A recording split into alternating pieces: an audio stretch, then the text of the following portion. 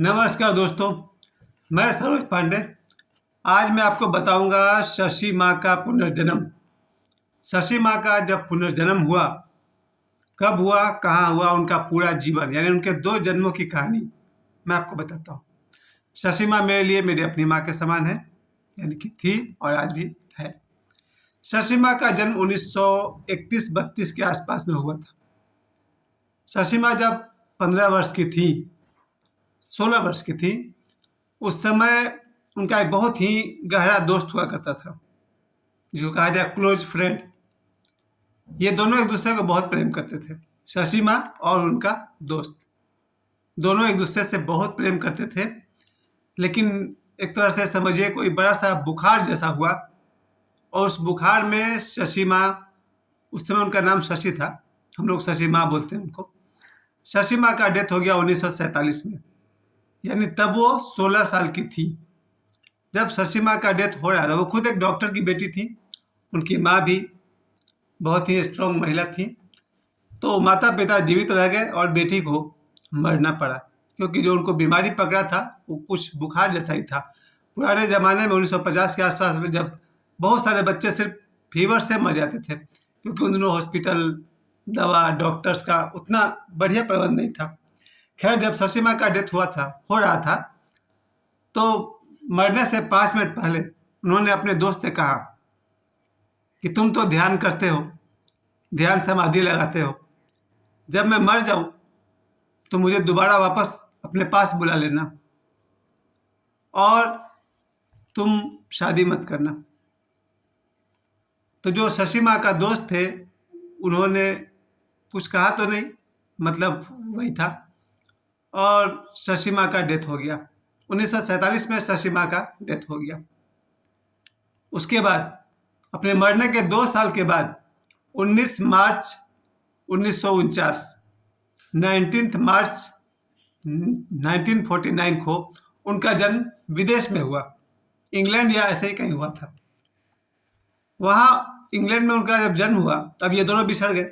जो इधर थे, शशि माँ के जो दोस्त थे, वो भारतीय इंडियन, वो इंडिया में रह गए, और उनका जन्म हो गया इंग्लैंड में। इंग्लैंड में वो बड़ी हुई लगभग 20 साल तक, 20 साल या 22 साल भी कह सकते हैं। 1971 में फिर माँ वहाँ से आई, यानी कि लगभग 22-23 साल की उम्र में जब शशि माँ, अब उनका नाम कुछ और हो चुका था वहाँ पर, वहाँ विदेश में जब वो रहती थी, एक दिन एक नौजवान उनके घर पर आया अचानक। ये इंग्लैंड की बात है, जगह का नाम में थोड़ी गलती हो सकती है, लेकिन ऐसा ही कुछ है। उनका कोई एक अपरिचित आदमी उनके घर में आया और नॉक किया। तो शशि माँ के पिताजी ने दरवाज़ा खोला, पूछा यस क्या बात है। तो उसने बोला पता नहीं क्यों आपके पास बस आने का मन कर गया तो मैं आ गया, वैसे मैं इंडियन हूँ। तो शशि माँ के पिताजी ने कहा ठीक है, बात क्या है। तो बस वैसे ही, वो पता नहीं क्या, वो कोई इंटरनल फोर्स था, भगवान की मर्जी थी। तो शशि माँ ने उस लड़के के गले में, जो लड़का आया था, उसके गले में एक लॉकेट देखा, माला। उस माला में शशि माँ के फ्रेंड का फोटो लगा हुआ था। शशि माँ ने उस फोटो को देखा, कुछ उनको क्लिक हुआ मन में। सच्चाई तो ये थी कि पिछले जन्म में वो इसका दोस्त थी, लेकिन वैसा कुछ क्लियर याद नहीं आ रहा था। तो शशि माँ ने उस लॉकेट में उस फोटो को देखा और पूछा कि ये आदमी कौन है। तो उस लड़के ने कहा ये मेरे गुरुजी हैं, ये इंडिया में ध्यान सिखाते हैं, मेडिटेशन सिखाते हैं, और पूरी दुनिया से लोग इनके पास मेडिटेशन सीखने आते हैं। विश्व के लगभग 50 से अधिक देशों के लोग इनके पास मेडिटेशन सीखने आते हैं। तो शशि माँ ने कहा ठीक है, हम भी इंडिया चलते हैं, इंडिया घूमे हुए बहुत दिन हो गया, चलो इंडिया घूमते हैं। और शशि माँ उस अनजान आदमी के साथ, वैसे 10 दिन में काफ़ी जान पहचान हो गई, दोस्ती जैसी हो गई थी। शशि माँ उस आदमी के साथ इंडिया आ गई। इंडिया आने के बाद शशि माँ उनके उस दोस्त के पास, उनके गुरुजी के पास, जहाँ उनका शिविर हो रहा था, शिविर में उन्हीं के साथ देखने गई। जब शिविर में उसने दूर से देखा गुरुजी को, अब मैं गुरुजी कहूँगा, जो ध्यान सिखाते थे, गुरुजी को उसने दूर से देखा। स्टेज पर छोटा सा बिंदु की तरह दिखाई दे रहे थे, क्योंकि लाखों की भीड़ थी, 5 लाख लोग देख रहे थे, और गुरुजी लोगों को ध्यान करवा रहे थे, प्रवचन कर रहे थे। तो शशि माँ को लगा ये कौन लड़का है, एकदम नौजवान सा। उस समय गुरुजी की उम्र रही होगी लगभग 40 साल और शशि माँ की उम्र थी 22 साल। शशि माँ ने गुरुजी को देखा स्टेज पर, फिर कार्यक्रम के अंत में वो आमने सामने भी हुई। गुरुजी ने शशि माँ की तरफ देखा और पूछा कि कल तुम आ जाओ। फिर अगला दिन जहाँ शिविर हो रहा था वहाँ शशि माँ पहुंची बिना मन का।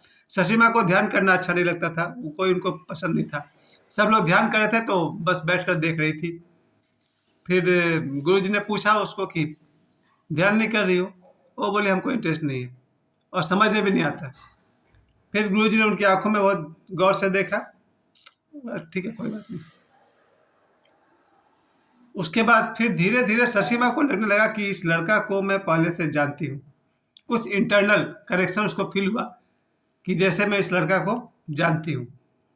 फिर अगले दिन गुरुजी ने शशि माँ को दोपहर का समय दिया अपॉइंटमेंट। उस समय गुरुजी इतने मशहूर थे कि दुनिया में लाखों लोग उनको जानते थे। ये 1970-71 की बात है, 1971। 1971 में शशि माँ गुरुजी के पास पहुंची और उन्होंने गुरुजी से दीक्षा लिया। धीरे धीरे करीबी होता गया और शशि माँ ने ध्यान करना शुरू कर दिया, गुरुजी से दीक्षा ली। और एक दिन अपने कमरे में अपने खिड़की पर बैठी हुई थी और बैठे बैठे उनको पिछला जन्म याद आ गया। तब वो गुरुजी के पास आई और आकर के बोली, गुड़िया हम ही है ना? तब गुरुजी ने कहा कि मेरे बारे में कुछ याद है? बोली हाँ सब याद आ गया। यानी कि शशि माँ जो जब उन्होंने दीक्षा लिया तो गुरुजी ने उनको नाम दिया विवेक। पूर्व जन्म में, पिछले जन्म में 1931 से लेकर के 1947 तक 16 साल तक उनका नाम था शशि, जिन्हें मैं बार बार शशि माँ कह रहा हूँ। और 1949 से लेकर के 1971 तक उनका नाम कुछ और था, सू एपल्टन। फिर जब गुरुजी ने उन्हें दीक्षा दिया तो उन्हें नाम दिया विवेक। तो बाद में उन्हें 1973 से उन्हें माँ विवेक के नाम से जाना गया। 1971 में उन्होंने दीक्षा लिया था और 1973 से वो गुरुजी के साथ रहने लगी। 1973 से लेकर के 1989 तक, 9 दिसंबर 1989 तक विवेक माँ गुरुजी के साथ रही। अब पर्दा ये हटाते हैं कि जिन्हें मैं गुरुजी कह रहा हूँ वो हैं ओशो, यानी मैं ओशो के बारे में बात कर रहा हूँ। 1931 में ओशो का जन्म हुआ था। उनकी ही दोस्त थी शशि माँ, जिनको उस जन्म में वो गुड़िया कहकर बुलाया करते थे। 1947 में शशि माँ का देहांत हुआ किसी बीमारी की वजह से, बुखार की वजह से। उसके बाद फिर ओशो अपने कॉलेज की पढ़ाई करने लगे, ध्यान, संबोधि, समाधि, एनलाइटनमेंट तक पहुंच गए। 1953 में ओशो का एनलाइटनमेंट हुआ, जिसे संबोधि और बुद्धत्व कहते हैं। और शशि माँ का जन्म विदेश में हो गया, इंग्लैंड में हो गया। और शशि माँ 1971 में इंग्लैंड से जब इंडिया आई हैं तो उस समय ओशो जगह जगह घूमकर शिविर करते थे। 1974 में ओशो पूना आ गए। उससे पहले शशि माँ, जो कि अब माँ विवेक थी, उनका एक और नाम था माँ निर्वाणो।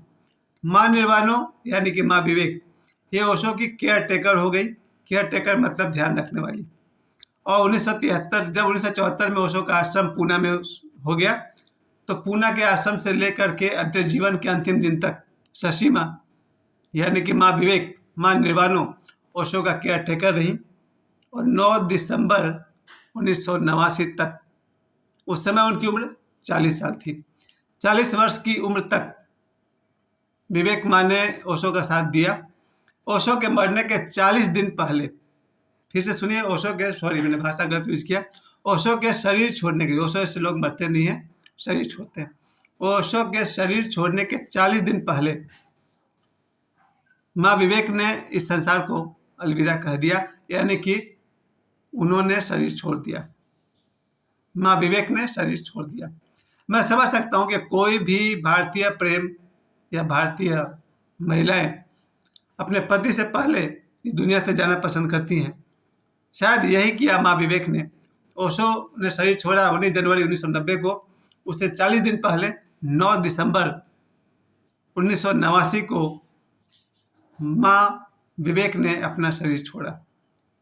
यानी कि मैंने आज की कहानी में आपको बताया, प्रेम अगर सच्चा हो तो फिर से जन्म लेकर के प्रेमी या प्रेमिका मिल जाते हैं। इस तरह से अगर ओशो जैसे जो कहानी है कि शंकर भगवान के जीवन में सती आई, फिर सती के मरने के बाद वही पार्वती बनकर आई, वैसा ही उदाहरण मुझे दिखता है। ओशो के जीवन में शशि माँ आई और मरने के बाद दोबारा माँ विवेक बन कर के आई। तो ये रही आज आप सभी के लिए प्रेम के पुनर्जन्म की कहानी। अगर प्यार सच्चा हो तो पुनर्जन्म भी होता है। मुझे समय देने के लिए आप सभी को बहुत बहुत धन्यवाद। प्रणाम।